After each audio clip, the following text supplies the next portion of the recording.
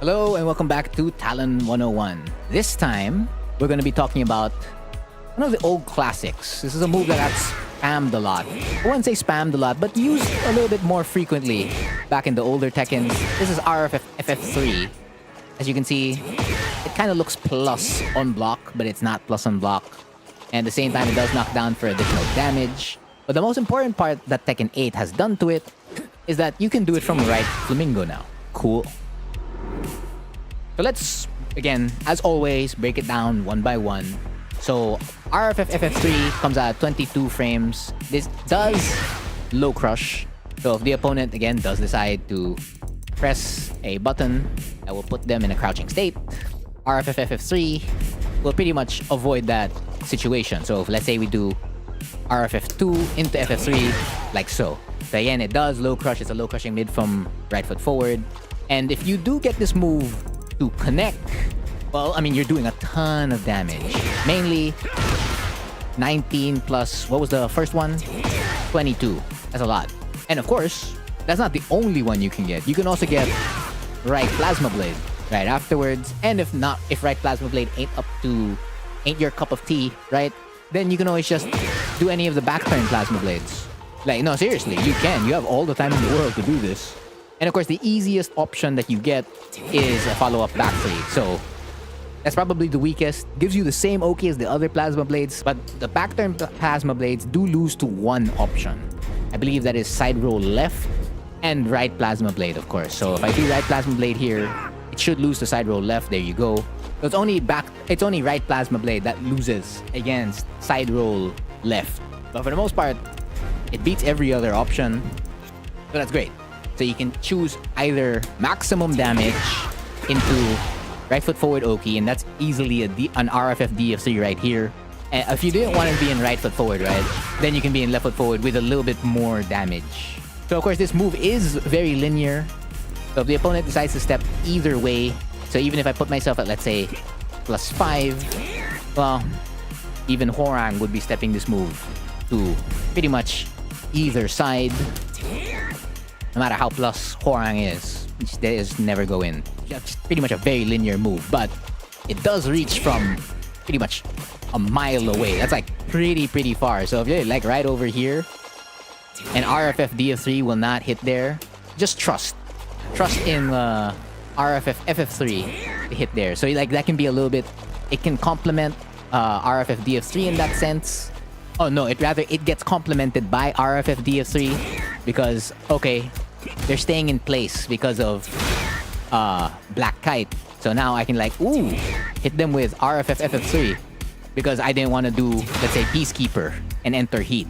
I mean, that's also part of the situation. So like those three moves all together in that scenario. The other thing is that this move instantly gives you space on block. So if I put, let's say, a DF1 here, so Hwoarang's gonna like challenge. Wow, it just whiffed in front of my face. So I don't even have to backdash to make this move whiff. I can backdash to like increase it, and then I can like get a free whiff punish on top of it. So pretty much most moves would whiff right in front of Hwoarang's face, and he doesn't even have to work hard to like get a whiff punish for it. Most moves, mind you. However, if they do decide to use a longer move, then at that point you can't whiff punish him, right? Let's say he uses a longer move, like 16 frames.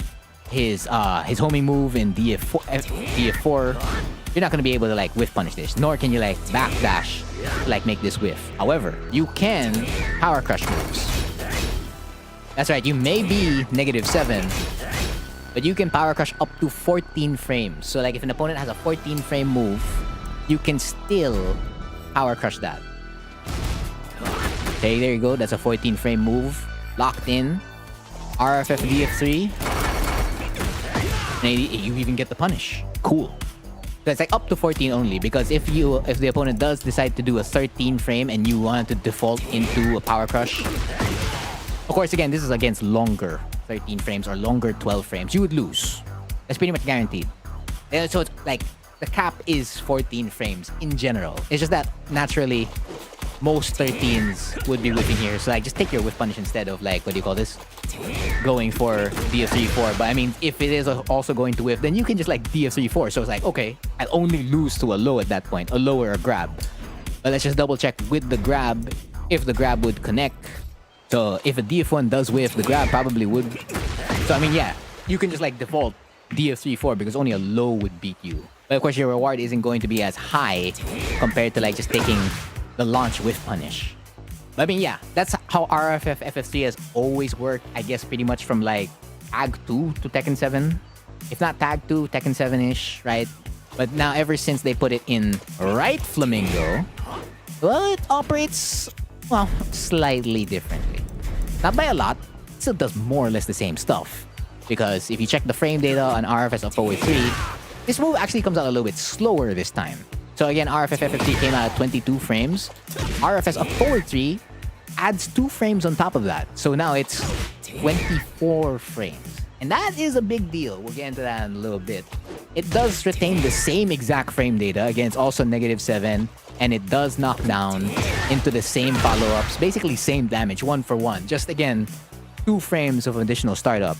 And if the opponent does attempt to low crush in Flamingo, right? It gives you an additional option. So basically, it's your third low crushing mid, which is great. You have another option to use.